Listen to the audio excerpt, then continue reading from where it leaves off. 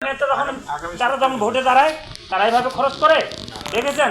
তারা আবার এইটাকে আবার ব্যঙ্গ করে বলে তাদের নাকি টাকা নাই, ইসলামী আন্দোলনের টাকা নাই, আমাদের টাকা নাই, আমাদের টাকা পয়সা নাই, আমাদের গাড়ি ঘোড়া নাই, আমাদের মান সম্মান নাই, আমাদের ইজ্জত নাই, আমাদের লেখাপড়া নাই, আমাদের এডুকেশন নাই, আমাদের সব আছে, ইসলামী আন্দোলনের কি নাই?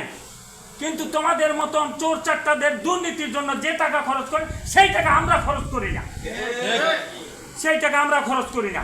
আমার বলার ইতিহাস এখানে, আপনারা যদি অন্য রাজনৈতিক দলের সাথে মেটানো যান, এই আমরা দেখেছি আওয়ামী লীগ যেভাবে দুর্নীতি করেছে না বললেই নয়। বিএনপি যখন রাজনৈতিক ক্ষমতায় ছিল তারা একটি উপনির্বাচনে দুর্নীতি করে মাগুরার উপনির্বাচন করলো।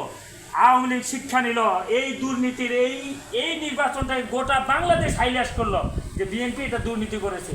আর তারা যখন ক্ষমতায় আসলো 300 সিটে তিনবার করে 900 বার দুর্নীতি করেছে, 900। তাহলে তারা প্রতিযোগিতায় থাকে, দুর্নীতির প্রতিযোগিতায় থাকে, ভালো কাজের তাদের প্রতিযোগিতা থাকে না। তো একটা কথা আছে না ভাই, আমরা যখন ইসলামী আন্দোলন করি, মসজিদে যাই, যেখানে মাহফিলে যাই, কথা শুনি না, সকালবেলার ফকির রে ভাই বিকালবেলার আমির, বিকালবেলার আমির রে ভাই সকালবেলার ফকির, একটা কথা আছে না? আল্লাহ রাব্বুল আলামিন সেই ইতিহাসে এই বাঙালি জাতিকে প্রত্যেকটি মানুষকে দেখাই ছাড়ে দিছে।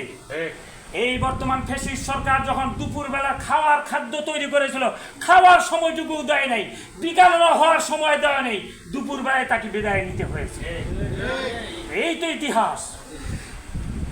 আমাদের ইতিহাস যদি আমরা আলোচনা করতে যাই, এই আমাদের দায়িত্বশীল ভাই বললেন, আসলে উনি কষ্ট করে কথাটা বলেছেন যে অন্য দল তাদের এমপি